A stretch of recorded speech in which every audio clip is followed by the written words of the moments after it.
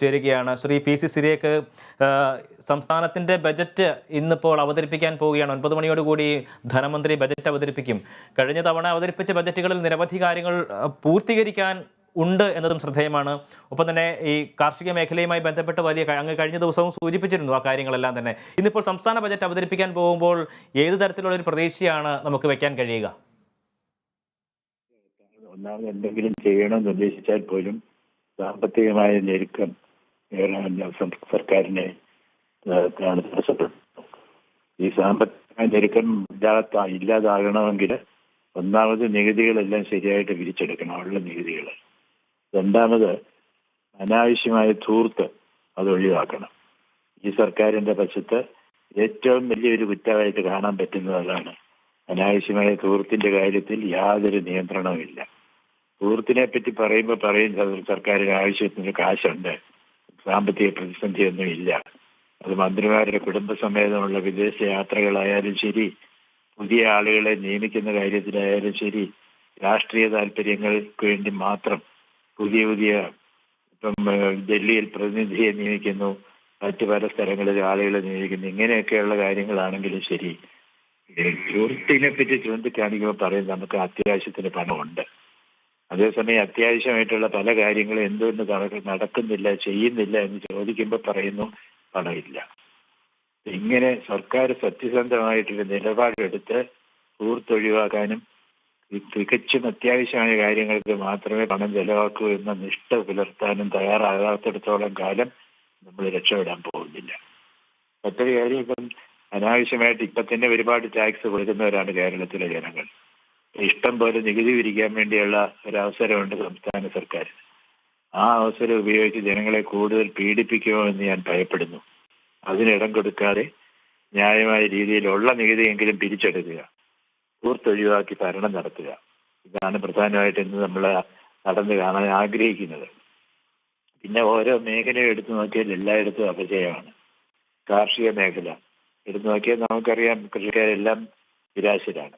ഇപ്പം തോട്ടം, കേരളത്തിലെ ഏറ്റവും വലിയൊരു കാർഷിക മേഖലയാണ് തോട്ട വ്യവസായം. അത് റബ്ബർ തോട്ടമായാലും ഏലമായാലും കാപ്പി ആയാലും എല്ലായിടത്തും പ്രശ്നങ്ങളാണ്. തേയിലയും എല്ലായിടത്തും പ്രശ്നങ്ങളാണ്. ഇവർക്ക് ഈ തോട്ട വ്യവസായങ്ങൾക്ക് അവർക്ക് കൂടുതൽ അവർക്ക് പരിമിതമായ 5-6 വിളകൾ മാത്രമേ അവിടെ കൃഷി ചെയ്യാൻ അനുവാദമുള്ളൂ. അതിന് പകരം കൂടുതൽ വിളകൾ കൃഷി ചെയ്യാൻ വേണ്ടി അവരെ അനുവദിക്കണം. ഇപ്പം തെങ്ങ്, എണ്ണപ്പന, അല്ലെങ്കിൽ പല വൃക്ഷങ്ങൾ, പ്ലാവ്, ഇങ്ങനെയുള്ള സാധനം എല്ലാം തോട്ടത്തിൽ കൃഷി ചെയ്യാൻ അനുവദിക്കുന്നതിൽ ഒരു തെറ്റുമില്ല.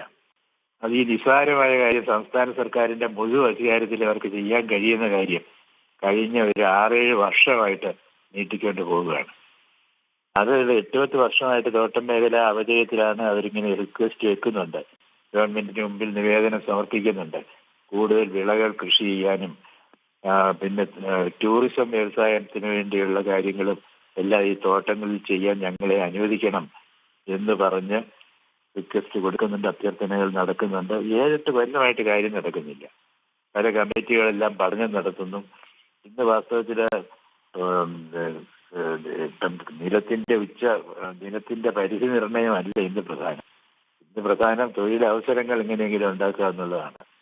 കേരളത്തിലെ ചെറുപ്പക്കാർക്ക് തൊഴിലവസരങ്ങൾ ഇവിടെ കിട്ടാതെ ചെറിയ തൊഴിലുകൾക്ക് വേണ്ടി മാത്രം വിദേശങ്ങളിലേക്ക് ഓടുകയാണ്. അവർക്ക് ഇവിടെ തൊഴിലവസരങ്ങളുണ്ട്, നിങ്ങൾ നിരാശരാകേണ്ട ആവശ്യമില്ല എന്ന് ബോധ്യപ്പെടുത്തണമെന്നുണ്ടെങ്കിൽ ഇവിടെ തൊഴിലവസരങ്ങൾ ഉണ്ടാക്കാൻ വേണ്ടി സ്വകാര്യ മേഖലയെ സജ്ജമാക്കണം. അതിപ്പോൾ തോട്ട വ്യവസായം എന്ന് പറയുന്ന ഒരു സ്വകാര്യ മേഖലയിൽ പ്രവർത്തിക്കുന്നവരാണ്. അവർക്ക് നിങ്ങൾ ഇഷ്ടമുള്ള സാധനം കൃഷി ചെയ്തോ എന്ന് പറഞ്ഞു കഴിഞ്ഞാൽ എന്ത് നഷ്ടം? അതുകൊണ്ട് എന്താ വെച്ചാൻ പോകുന്നത്? അവർക്ക് നല്ല കാര്യങ്ങൾ കൃഷി ചെയ്താൽ കൂടുതൽ തൊഴിലവസരം ഉണ്ടാകും, കൂടുതൽ നികുതികൾ സർക്കാരിന് കിട്ടും. അപ്പോൾ ആ വിധത്തിൽ അവർക്കൊരു ഫ്രീ ഹാൻഡ് കൊടുക്കുക. അതിനെന്താ തടസ്സം? അതിന് തടസ്സം പഴയ ലാൻഡ് റിഫോം ആക്ട് 60 കൊല്ലം മുമ്പ് അല്ലെങ്കിൽ 70 കൊല്ലം മുമ്പ് നമ്മൾ നടപ്പിലാക്കിയ നിയമം അനുസരിച്ച് 7-6 കൃഷികളുള്ള അല്ലെങ്കിൽ 7 വിളയെ ചെയ്യാൻ പറ്റുള്ളൂ. അത് അന്നത്തെ കാലത്ത് അങ്ങനെ പറഞ്ഞു. കാലം മാറി, കഥ മാറി, പ്രശ്നങ്ങൾ പലതാണ്, പരിഹാര മാർഗങ്ങൾ പുതിയതുണ്ട്. അപ്പം പഴയ പ്രത്യയശാസ്ത്രമായ കടുംപിടുത്തത്തിനകത്ത് കുടുങ്ങിക്കിടക്കാതെ പുതിയ കാര്യങ്ങൾ ചെയ്യാൻ വേണ്ടി തയ്യാറായാൽ കേരളത്തിൽ മറ്റൊരു കാര്യമുള്ളത്, ഇവിടെ ഈ പദ്ധതികൾ നടപ്പാക്കുന്ന ഒരു പദ്ധതി പോലും കൃത്യസമയത്ത് പൂർത്തിയാക്കുന്ന ചരിത്രം നമുക്കില്ല. അത് എന്താണെന്ന് പരിശോധിച്ച് കൃത്യസമയത്ത് പദ്ധതികൾ പൂർത്തിയാക്കണം. അതിനുവേണ്ടി ഞങ്ങൾ വാശിയോടെ പെരുമാറും, വാശിയോടെ പ്രവർത്തിക്കും എന്നൊരു പ്രഖ്യാപനമാണ് സർക്കാരിൽ നിന്നും വേണ്ടത്. ഒരു പദ്ധതിയും കൃത്യസമയത്ത് തീർക്കുന്നില്ല, നീണ്ടു പോവുകയാണ്. അതിൻ്റെ ദിവസം നീണ്ടു പോകുമ്പോൾ ചെലവ് കൂടും. അതിൽ കോൺട്രാക്ടർമാർ പല പുതിയ വാദഗതികളും കൊണ്ടുവരും, കൂടുതൽ പണം ആവശ്യപ്പെട്ടു, ആർബിട്രേഷൻ നടക്കും. അവരുമായിട്ട് ഒത്തുചേർന്നുകൊണ്ട് അവർക്ക് കൂടുതൽ പണം കൊടുക്കാൻ വേണ്ടിയുള്ള കളി സർക്കാരും നടത്തും. ഇത്തരത്തിലുള്ള കാര്യങ്ങളെല്ലാം മാറണം. പിന്നെ കൃഷി നന്നാകണമെന്നുണ്ടെങ്കിൽ മറ്റൊരു കാര്യം, മൂല്യവർദ്ധിത ഉൽപ്പന്നങ്ങൾ നിർമ്മിക്കാനുള്ള സാഹചര്യം കൃഷിക്കാർക്ക് കൊടുക്കണം. മൂല്യവർദ്ധിത ഉൽപ്പന്നം നിർമ്മിക്കണം എന്നുണ്ടെങ്കിൽ അവിടെ ഫാക്ടറികൾ വേണം. ഫാക്ടറികൾ വെച്ചാൽ തൊഴിൽ നോക്കുകൂലിക്കാർ വരുന്നു. ഇങ്ങനെ ഇവിടെയുള്ള സംരംഭക സ്വഭാവമുള്ള ആൾക്കാർ എന്തെങ്കിലും സ്ഥാപിക്കാൻ ശ്രമിച്ചാൽ അതിനെ വിരട്ടി വിടുന്നു. ഈ നോക്കുകൂലി വേണ്ട വിധത്തിൽ നിയമം ഭേദഗതി ചെയ്ത് തന്നെ അത് നിരോധിക്കണം. ചുമട്ടുതൊഴിലാളികൾക്ക് വേറെ ഒരു തൊഴിലിലും ഇല്ലാത്ത കുത്തകയാണ് ചുമട്ടുതൊഴിലാളികൾക്കുള്ളത്. ഒരു പ്ലംബറെയോ ഒരു ഇലക്ട്രീഷ്യനെയോ ഒരു ഡ്രൈവറെയോ ഒരു മെക്കാനിക്കിനെയോ നമുക്ക് ഇഷ്ടമുള്ള ആളെ വിളിക്കാം. പക്ഷെ ചുമടിറക്കാനും കയറ്റാനും ഇഷ്ടമുള്ള ആളെ വിളിക്കാൻ നമുക്ക് അധികാരമില്ല. അവർ ചുമട്ടുതൊഴിലാളി യൂണിയനുകൾക്ക് കുത്തക അവകാശം കൊടുത്തിരിക്കുന്ന നിയമമുണ്ട്. ആ നിയമം ഭേദഗതി ചെയ്ത് നോക്കുകൂലി ഇവിടെ നടപ്പാവില്ല എന്ന കാര്യം വ്യക്തമായി പ്രഖ്യാപിച്ചു കഴിഞ്ഞാൽ ഇവിടെ സംരംഭക വിപ്ലവം തന്നെ നടക്കും. ഒരുപാട് സംരംഭങ്ങൾ പൊന്തി വരും, കാർഷിക മേഖലയിലും മറ്റു മേഖലയിലും. അങ്ങനെ സംരംഭങ്ങൾ വരുമ്പോൾ തൊഴിലവസരങ്ങൾ വരും, കാർഷിക മേഖലയിൽ മൂല്യവർദ്ധിത ഉൽപ്പന്നം നടക്കും. അങ്ങനെ കൂടുതൽ വരുമാനം ഉണ്ടാകും, സംസ്ഥാനം അഭിവൃദ്ധി പ്രാപിക്കും. ഇപ്പോൾ സർക്കാർ മുന്നോട്ട് വയ്ക്കുന്ന നിർദ്ദേശങ്ങൾ അല്ലെങ്കിൽ സൂചനകളിലൂടെ നമുക്ക് മനസ്സിലാക്കുകയാണെങ്കിൽ അത് നികുതി വർധനവിലൂടെ മാത്രമേ ഇത്തരത്തിലുള്ള ഒരു സർക്കാരിന് ഏതെങ്കിലും തരത്തിലുള്ള വരുമാനം കിട്ടാനുള്ള സാധ്യതയുള്ളൂ എന്നൊരു സൂചനയാണ് ധനമന്ത്രിയുടെ പ്രതികരണത്തിൽ നിന്ന് ലഭിക്കുന്നത്. ഒപ്പം തന്നെ ഇന്നത്തെ ബജറ്റിൽ ഈ ചെലവ് ചുരുക്കുന്നതിനുള്ള നിർദ്ദേശങ്ങൾ ഉറപ്പായും ഉണ്ടാവും. ഒപ്പം തന്നെ ഈ ഇത്തരത്തിൽ നികുതിയുടെ നിരക്ക് വർദ്ധിപ്പിക്കുന്ന രീതിയിലേക്കുള്ള നടപടികൾ ഉണ്ടാകും എന്ന് അദ്ദേഹം സൂചിപ്പിക്കുകയും ചെയ്തിട്ടുണ്ട്. അദ്ദേഹം നേരത്തെ സൂചിപ്പിച്ചൊരു കാര്യം, കഴിഞ്ഞ കാലഹരണപ്പെട്ടൊരു നികുതി പിരിക്കൽ രീതിയാണ് നമ്മൾ ഇപ്പോഴും തുടരുന്നത്. അപ്പോൾ അതിൽ നിന്നൊരു മാറ്റം വരുത്തേണ്ടതുണ്ട്, അതിനുള്ള നടപടികളാണ് സ്വീകരിക്കാൻ പോകുന്നത് എന്നാണ്. നികുതി പിരിവ് കാര്യക്ഷമമാക്കുന്നത് നല്ല കാര്യം തന്നെ. പക്ഷെ പുതിയ നികുതികൾ കൊണ്ടുവരിക എന്നുള്ളത് അതൊരു വലിയ ഭീഷണിയാണ്. ഇത് കൊണ്ടുവരാൻ പാടില്ല. അതിന് പകരം ചില ധൂർത്തുകൾ ഇല്ലാതാകട്ടെ, അങ്ങനെ പണം ലാഭിക്കട്ടെ. അതിന് പകരം ധൂർത്ത് ഞങ്ങൾ തുടരും. ആ ധൂർത്ത് ഫിനാൻസ് ചെയ്യാൻ വേണ്ടി പുതിയ നികുതികൾ ഞങ്ങൾ പിരിക്കും എന്ന നിലപാട് തീർച്ചയായിട്ടും കഠിനമായി എതിർക്കപ്പെടേണ്ട ഒരു കാര്യമാണ്. അത് പ്രതിപക്ഷം വേണ്ട വിധത്തിൽ എതിർക്കുമെന്ന് അറിഞ്ഞുകൂടാ. കാരണം അവർ അധികാരത്തിൽ ഇരിക്കുമ്പോൾ ഇതൊക്കെയാണ് ചെയ്യുന്നത്. രണ്ടു കൂട്ടരും കൂടെ ഇങ്ങനെ മാറി മാറി അധികാരത്തിലിരുന്ന് കേരളത്തിന് കഴിഞ്ഞ 60 കൊല്ലം കൊണ്ട് വളരെയധികം പുറകോട്ടടിച്ചിരിക്കുകയാണ് എല്ലാ മേഖലയിലും. പിന്നെ അടിസ്ഥാന സൗകര്യ മേഖലയാണെങ്കിൽ ഞാൻ പറഞ്ഞു, ഇപ്പൊ തന്നെ ഒരു പദ്ധതിയും സമയത്ത് തീർക്കുന്നില്ല. നമ്മുടെ ഏറ്റവും വലിയ നമ്മുടെ എണ്ണയാണ് കരിമണല്. അതിവിടെ ഉപയോഗിക്കുന്നില്ല. അതിന് പകരം അത് തമിഴ്നാട്ടിലും തൂത്തുക്കുടിയിലും ഒക്കെയുള്ള ചില സ്വകാര്യ കോൺട്രാക്ടർമാർക്ക് അവരുടെ കരിമണല് അടിച്ചുകൊണ്ട് പോവുകയാണ് അവർ അങ്ങോട്ട് കൊണ്ടുവന്ന്. അത് അങ്ങോട്ട് കൊണ്ട് വിടാൻ പാടില്ല. അതിവിടെ ആലപ്പുഴ ജില്ലയിലും പറ്റിയുള്ള കരിമണല് ഇവിടെ തന്നെ സംസ്കരിക്കണം. കേരളത്തിലെ 2-3 ഫാക്ടറികളുണ്ട്. ട്രാവൻകൂർ ടൈറ്റാനിയം ഉണ്ട്, കേരള മിനറൽസ് ആൻഡ് മെറ്റൽസ് എന്ന് പറഞ്ഞൊരു ഫാക്ടറി ഉണ്ട് കൊല്ലം ജില്ലയിൽ. ഇതൊക്കെ വളരെ കേരളത്തിന്റെ എല്ലാ തരത്തിലുള്ള അഴിമതികളും കെടുകാര്യസ്ഥതയും പബ്ലിക് സെക്ടറിന്റെ പ്രശ്നങ്ങളും ഉണ്ടെങ്കിൽ പോലും ഈ 2 കമ്പനിയും ലാഭത്തിൽ നടക്കുന്നു. ഏറ്റവും നല്ല പ്രോഫിറ്റ് നടക്കുന്നത് കേരള മിനറൽസ് ആൻഡ് മെറ്റൽസ്. അപ്പൊ അതേ ടെക്നോളജി ഉപയോഗിച്ച് ആലപ്പുഴ ജില്ലയിലെ കരിമണൽ നിക്ഷേപങ്ങളെ കൂടെ മൂല്യവർദ്ധിത ഉൽപ്പന്നങ്ങളാക്കി മാറ്റാൻ സാധിച്ചാൽ തീർച്ചയായിട്ടും അവിടെ, പക്ഷെ അന്നേരം അവിടുത്തെ പാർട്ടിക്കാരും അവിടുത്തെ ഈ കരിമണൽ കൊള്ള നടത്തുന്ന തൂത്തുക്കുടിക്കാരും തമ്മിലുള്ള അവിശുദ്ധ ബന്ധം അത് പുറത്താകും.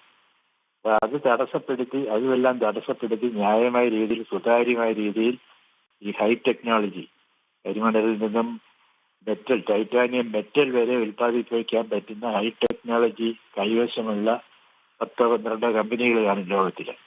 ആ കമ്പനികളെ വിളിച്ച് ഗ്ലോബൽ ടെൻഡർ നടത്തി ഏറ്റവും മാന്യമായ രീതിയിൽ സുതാര്യമായ വിധത്തിൽ തീരുമാനങ്ങൾ എടുത്താൽ നമുക്കൊരു വലിയ മുതൽക്കൂട്ടാകും. അപ്പൊ ഇതൊക്കെ ചെയ്യാതെ നമ്മളിവിടെ പോയി പുതിയ നികുതികൾ വിരിക്കും, പണം കണ്ടുപിടിക്കും, അങ്ങനെ ഞങ്ങൾ പതിയുള്ള ഈ ഒരു കളി അത് തുടരും എന്ന് വന്നാൽ നമുക്ക് എന്ത് രക്ഷ? ഈ ഭൂമിയുടെ ന്യായവില വർദ്ധിപ്പിക്കുമെന്നുള്ള ഒരു പ്രഖ്യാപനം അല്ലെങ്കിൽ ആ ഒരു രീതിയിലുള്ള ഒരു ഇടപെടൽ, ഒരു നടപടി ഉണ്ടായേക്കും. അങ്ങനെയാണെങ്കിൽ അത് ഏത് രീതിയിലായിരിക്കും പൊതുജനത്തെ ബാധിക്കാൻ പോവുക? ഈ ഭൂമിയുടെ ന്യായവില വർദ്ധിപ്പിക്കുന്ന സാഹചര്യത്തിൽ അത് റിയൽ എസ്റ്റേറ്റ് മേഖലയെയാണോ അല്ലെങ്കിൽ കാർഷിക മേഖലയാണോ, ഏത് രീതിയിലാണ് അത് പ്രതികൂലമായിട്ടോ അനുകൂലമായിട്ടോ ബാധിക്കുക? അത് പ്രതികൂലമായിട്ടുള്ളൊരു സംശയമൊന്നുമില്ല. സർക്കാരിന് പണം തൂർത്തടിക്കാൻ വേണ്ടി കൂടുതൽ പണം കിട്ടും, സംശയമില്ല. ജനങ്ങൾ നിവൃത്തിയില്ലാതെ കൊടുക്കും. പക്ഷെ അങ്ങനെ ജനങ്ങളെ പീഡിപ്പിച്ച് പണം വാങ്ങി അത് ദുരുപയോഗിക്കുന്ന ഒരു ദയനീയമായ കാഴ്ച കാണുന്ന കേരളത്തിലെ ജനങ്ങൾ കാര്യങ്ങൾ മനസ്സിലാക്കി വരികയാണ്. ഈ കളി തുടരാനൊക്കെ അധികം നാൾ അവർ അനുവദിക്കുകയില്ല. അടുത്ത തെരഞ്ഞെടുപ്പ് ആകുമ്പോഴത്തേക്ക് അവർ വേറെ എന്തെങ്കിലും പുതിയ പാർട്ടികളെ, ആം ആദ്മി പാർട്ടി പോലെയുള്ള പാർട്ടികളെ പ്രോത്സാഹിപ്പിക്കാൻ പാടില്ല എന്ന് ചിന്തിക്കാൻ നിർബന്ധിതരാകുന്നു കേരളത്തിലെ സാധാരണക്കാരായ ജനങ്ങൾ. ഇത് കാരണം മടുത്തു. ഈ രണ്ടു കൂട്ടരുടെ കളികൾ ഇങ്ങനെ മാറി മാറി കണ്ടുകൊണ്ട് അവർ മടുത്തു. ഇങ്ങനെ മടുത്തു നിൽക്കുന്ന ജനങ്ങൾക്ക് ഇതൊക്കെ last straw that breaks the camel's back എന്ന് പറയുന്നതിലെ ഒട്ടകത്തിന്റെ മുതുക് തകർക്കുന്ന അവസാനത്തെ വൈക്കോൽ തുരുമ്പാണ് ഇത്തരത്തിലുള്ള പുതിയ പുതിയ നികുതികളെന്ന് ഞാൻ പറയും. തീർച്ചയായിട്ടും അതൊട്ട് ശരിയല്ല. അത് ജനങ്ങളെ കൂടുതൽ ബുദ്ധിമുട്ടിച്ചാൽ തീർച്ചയായിട്ടും റിയാക്ഷൻ ഉണ്ടാകും. ജനങ്ങളുടെ വശത്തു നിന്ന് പ്രതിരോധം ഉണ്ടാകും.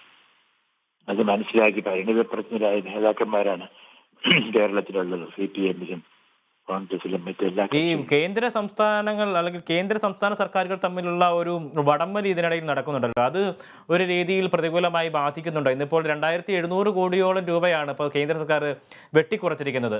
കേരളത്തിന് കടമെടുക്കാവുന്ന തുകയിൽ നിന്നുമാണ് ഇത് വെട്ടിക്കുറച്ചത്. അപ്പോൾ ഈ ഒരു അവസാനത്തെ 3 മാസത്തേക്ക് ഏതാണ്ട് 970 കോടി രൂപ മാത്രമാണ് കേരളത്തിന് കടമായിട്ട് എടുക്കാൻ പറ്റുക. കേരളം കണക്ക് കൂട്ടിയിരിക്കുന്നത് 8000 കോടിയുടെ പദ്ധതികളുമാണ്. അപ്പോൾ ഇത്തരത്തിലുള്ള നടപടികളൊക്കെ ഉണ്ടാകുമ്പോൾ അത് വലിയ രീതിയിലുള്ള പ്രതിസന്ധി ഉണ്ടാക്കത്തില്ലേ? കേരളം ഇപ്പൊ തന്നെ കടക്കെണിയിലാണ്. ഇപ്പൊ കൂടുതൽ കടമെടുത്ത് വീണ്ടും കെണിയിലേക്ക് ആഴ്ന്നിറങ്ങുന്നതിന് പകരം ഞാൻ ഉദ്ദേശിക്കുന്നത് മറ്റൊരു കാര്യമാണ്. ഇന്ന് കേന്ദ്രം ഒരുപാട് സാധാരണ നികുതിക്ക് പുറമെ ഒരുപാട് സെസ്സുകളും സർചാർജുകളും ഒക്കെ കളക്ട് ചെയ്യുന്നുണ്ട്. ഈ സെസ്സുകളും സർചാർജുകളും ഏതെങ്കിലും ഒരു സ്പെസിഫിക് പർപ്പസിനെന്ന് പറഞ്ഞ് കേന്ദ്ര സർക്കാർ കളക്ട് ചെയ്യുന്നതാണ്. അതുകൊണ്ട് സംസ്ഥാനങ്ങളുമായിട്ട് പങ്കുവെക്കുന്നില്ല. അത് ബാക്കിയുള്ളത് നമുക്കറിയാം. ഫിനാൻസ് കമ്മീഷന്റെ ഇതനുസരിച്ച് കേന്ദ്ര നികുതികൾ സംസ്ഥാനങ്ങളുമായിട്ട് 50%, 52%, 45% എന്നൊക്കെ ഓരോ ഫിനാൻസ് കമ്മീഷനും വരുമ്പോൾ അവരുടെ ശുപാർശ അനുസരിച്ച് പങ്കുവയ്ക്കുന്നുണ്ട്. പക്ഷേ ഈ സെസ്സും സർചാർജും എന്ന് പറഞ്ഞ് പെട്രോളിയം സെസ് ഉണ്ട്, എഡ്യൂക്കേഷൻ സെസ് ഉണ്ട്, ഹൈവേസ് ഡെവലപ്മെന്റ് സെസ് ഉണ്ട്, ഇങ്ങനെയുള്ള ഒരുപാട് സെസ്സുകളുണ്ട്. ഈ സെസ്സുകളൊന്നും അവർ പങ്കുവെക്കുന്നില്ല. കാരണം അത് സ്പെസിഫിക് പർപ്പസിനാണെന്ന് പറഞ്ഞാണ് കളക്ട് ചെയ്യുന്നത്. പക്ഷേ യഥാർത്ഥത്തിൽ സ്പെസിഫിക് പർപ്പസിന് ഉപയോഗിക്കുന്നില്ല. കൺസോളിഡേറ്റഡ് ഫണ്ട് ഓഫ് ഇന്ത്യയിലേക്ക്, പൊതുവായ ഇന്ത്യയിലെ ബഡ്ജറ്റിലേക്ക്, വരുമാനത്തിലേക്ക് വരികയാണ്. അപ്പൊ ഈ സാഹചര്യത്തിൽ കേരള സർക്കാർ അതാണ് പറയേണ്ടത്. കൂടുതൽ കടമെടുത്ത് കടക്കണിയിലേക്ക് വീഴണം, അതിന് ഞങ്ങളെ അനുവദിക്കണമെന്ന് പറയുന്നതിന് പകരം ഈ സെസ്സുകളുടെ പകുതി ഞങ്ങൾക്ക് തരണം എന്ന് പറയണം. ഈ കാരണം ഈ സെസ്സുകൾ പലതും എഡ്യൂക്കേഷൻ അല്ലെങ്കിൽ ഹൈവേ, സെസ്സുകൾ പോയിട്ട് GST വിഹിതം പോലും സർക്കാരിന് കിട്ടുന്നില്ല എന്നാണ് സംസ്ഥാന സർക്കാർ വ്യക്തമാക്കുന്നത്. അത് കിട്ടാത്തത് മേടിച്ചെടുക്കേണ്ടത് ഇവരുടെ കഴിവുകേട്, അത്ര തന്നെ. മേടിച്ചെടുക്കുന്നില്ലെങ്കിൽ അത് മേടിക്കണം. കാരണം 50% GSTയും സംസ്ഥാന സർക്കാരും കേന്ദ്രമായിട്ടുള്ളത്. ആ ഷെയർ നമുക്ക് സംസ്ഥാനത്തിന് കൂട്ടണമെന്ന് വാദിക്കാം. 50% പോരാ, ഞങ്ങൾക്ക് 60 തരണം. നമ്മുടെ സംസ്ഥാനം മാത്രമല്ല, എല്ലാ സംസ്ഥാനത്തിനും. കാരണം സംസ്ഥാനങ്ങൾക്കാണ് ഒരുപാട് കാര്യങ്ങൾ ജനങ്ങളുടെ